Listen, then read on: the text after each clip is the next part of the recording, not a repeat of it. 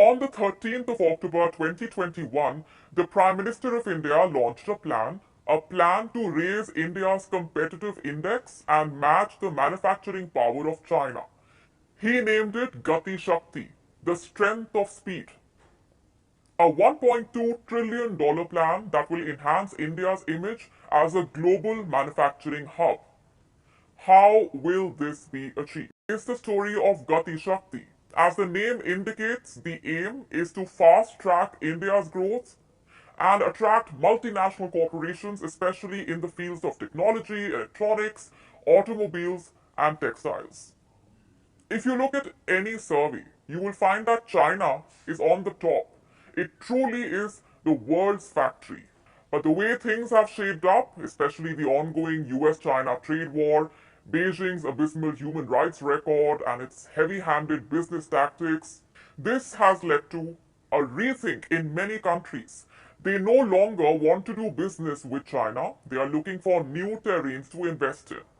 And this is where Gati Shakti comes in. It offers these countries a new market, a chance to diversify their supply chains. How? By helping them relocate factories to India. Here's how the plan will work. To start with, the government plans to create a digital platform that will combine 16 ministries together. This portal will provide companies a one-stop solution for investments.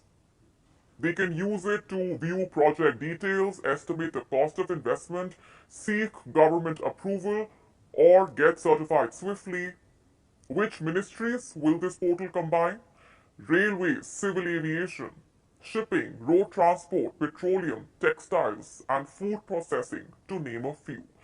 To put it simply, this portal will streamline the process of investment and give Indian manufacturers a chance to go global.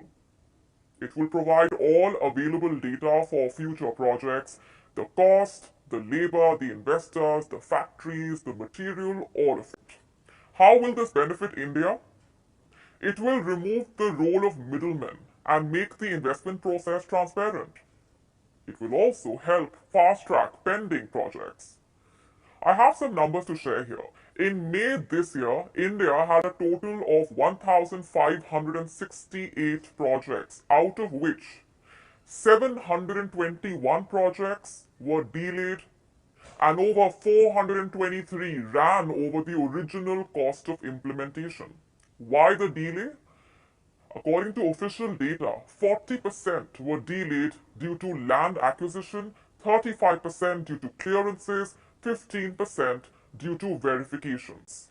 That's where Gati Shakti comes in. It aims to clear this logjam and unclog this list of stalled projects. It will use technology to plug the gaps and ensure ease of doing business. Not only will this help Indian manufacturers, it will instill confidence in foreign investors. They won't have to think twice before betting their money. This will be the initial stage. The second stage will be modernizing manufacturing, reducing the cost of logistics, building a skilled labor force. The plan is ambitious. The question is, how will it help counter China? You see, by fast-tracking projects and digitizing the process of investment, India will be able to attract companies that are leaving China for various reasons. The likes of Harley-Davidson, Nintendo, Apple, and Samsung, among various others.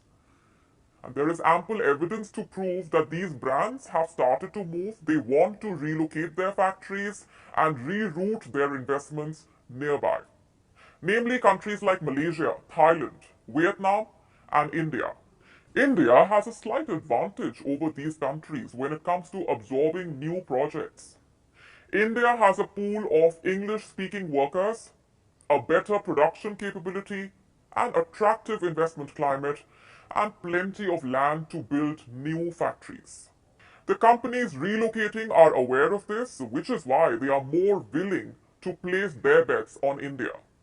Let me give you two examples. Apple has decided to begin manufacturing the iPhone 14 in India. Its supplier Foxconn plans to invest $1 billion in the country. Samsung Electronics has opened the world's largest mobile phone factory in India. It plans to manufacture smartphones worth $40 billion. It's a good start. Two of the biggest smartphone companies consider India to be a better alternative. But to sustain this impression and live up to the expectations, India will have to study the country they are moving out from, China. It will have to understand how China became a manufacturing hub, learn from its business skills, and avoid the mistakes that it made. You see, 35 years ago, China's per capita income was very similar to that of African countries. But today, it is a manufacturing giant. It produces 50% of the world's major industrial goods. It is the largest producer of ships, high-speed trains, chemical fibers, machines, computers, cell phones. The question is how? How exactly did a nation of 1.4 billion people transform itself from a poor agricultural country to a formidable industrial powerhouse? It's a fascinating story with some very clever tricks. The first one is lower wages. Like I said, China has 1.4 billion people. It has more workers than are needed. Most of them happen to be from rural areas, so these workers are willing to work extra, that too on lower salaries. All they need is a bit of training. Not only did this help China create more jobs, but also brought rural workers into the mainstream.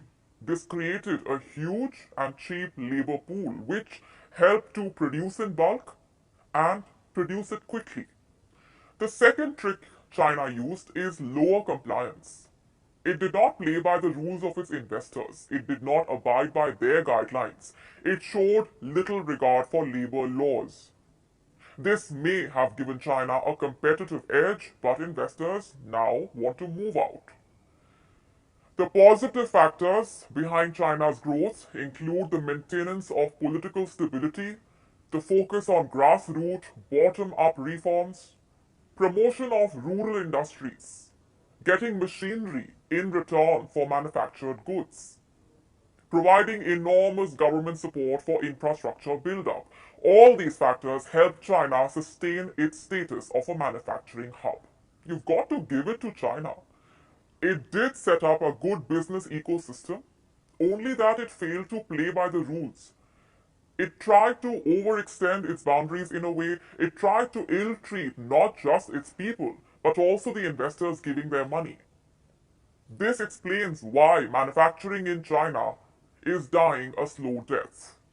So as others prepare to take over China's position, they must keep these mistakes in mind, especially India. It is Asia's third largest economy, with the potential of being the largest. The Gati Shakti plan will be like a booster shot to this potential.